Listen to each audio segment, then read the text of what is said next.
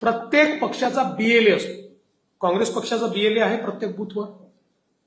मतदार यादी तयार करण्याच्या कामामध्ये बीएलएचा सक्रिय सहभाग असतो.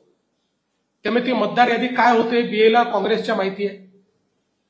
प्रत्येक मतदार यादी तयार झाल्यानंतर त्याची प्रत मोफत त्या पक्षाला आणि बीएलओला मिळते.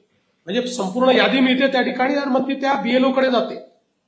त्यामुळे त्याच्यामध्ये जर काही त्रुटी असतील तर त्याच्यावर ऑब्जेक्शन घेण्याकरता मोफत यादी म्हणजे ती वेबसाईटवर तर असतेच, पण त्याच्यासोबत त्याची प्रिंटेड कॉपी देखील प्रत्येक पक्षाला मिळते. एकतरी ऑब्जेक्शन घेतलंय का काँग्रेस पक्षाने?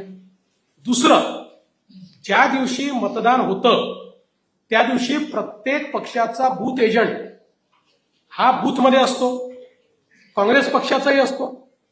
एका तरी काँग्रेस पक्षाच्या बूथ एजंटनी ऑब्जेक्शन घेतलेलं मला दाखवा. एक तरी घेतलंय का?